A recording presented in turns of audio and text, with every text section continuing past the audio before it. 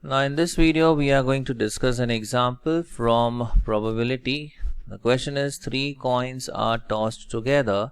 Find the probability of getting exactly 2 heads, at most 2 heads, at least 1 head and 1 tail, and no tails. So if 3 coins are tossed together, the sample space would be as follows. See, so we say if 3 coins are tossed together, so the sample space would be, now there would be 8 outcomes. So we have H, H, H, H, then we write down 4 tails. Then alternatively we write 2 heads and 2 tails, again 2 heads and 2 tails, and then a single H and a single tail. H, T, H, T, H, T, H, T. So we have our 8 outcomes. So these are the 8 outcomes, right? So therefore we could say n of s is equal to 8. So total number of sample points is equal to 8. Now the first event is we require exactly 2 heads. So let us count the favorable outcomes. Okay, so suppose E1 is the event of getting exactly 2 heads. Exactly 2 heads. So the favorable outcome for event E1 would be, you have 1, that is HHT, exactly 2 heads. Then HTH, here also we have exactly 2 heads. Next is THH, THH, here we have exactly 2 heads. That's it, just 3 of them. So therefore n of E1, the favorable outcomes, number of favorable outcomes is 3. So therefore probability of the first event will be n of E1 upon n of s. So that would be 3 by 8. Now the second case is at most 2 heads, that is not more than 2 heads. So let us define the event as E2. E2 is at most 2 heads, that is not more than 2 heads. So let us check for the favorable outcomes over here. Now this we can't consider, at most 2, that is not more than 2. So you have HHT, this could be the first one, right? HHT. Next is HTH, then HTT, HTH, HTT, HTH,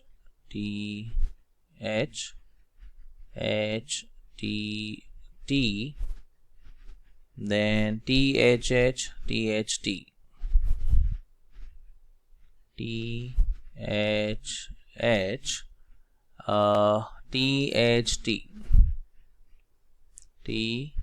THT, and let's see, at most 2. So we can have TTH and TTT. Okay, so TTH and TTT. So these are the favorable outcomes. So therefore number of outcomes in favor of the second event is 1, 2, 3, 4, 5, 6, 7. So there are 7 favorable outcomes. So please remember, at most 2 outcomes, sorry, at most 2 heads. Okay, that is the number of heads cannot exceed 2. So number of heads can be 0, number of heads can be 1, number of heads can be 2. Okay, so we have n of E2 as 7, so therefore probability of the second event will be n of E2 divided by n of S, so that is 7 by 8. Let's look at the third event. It's at least one head and at least one tail. Okay, so the third event is at least one head and at least one tail. So let's see the favorable outcomes over here. So H we can't consider this because there is no tails. We could consider H T. So we have at least one head and at least one tail. So H T, this is in favor. Then H this is also in favor. So H T H.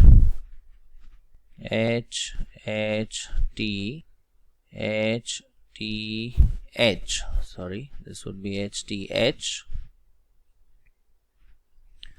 Then what about the fourth one? Yes, HTT. So we have at least one head and at least one tail, right? So HTT.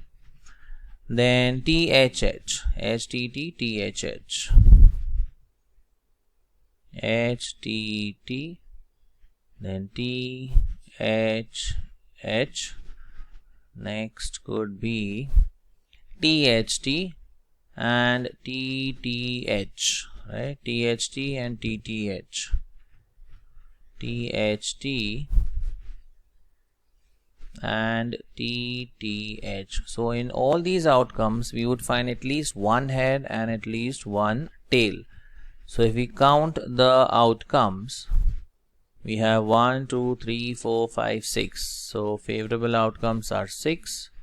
So therefore the probability of event E3 would be n of E3 upon n of S, which is equal to 6 by 8. Now if we reduce this further, we get the answer as 3 by 4. Let's look at the last event. The last event is no tails, that is number of tails is 0. So E4 is the event for no tails. Right now there is only one favorable outcome with no tails. Now when I say no tails, it implies all three would be heads. So therefore n of E4 is equal to 1. Therefore probability of event E4 is equal to n of E4 upon n of S, so which is equal to 1 by 8. So these are the required probabilities.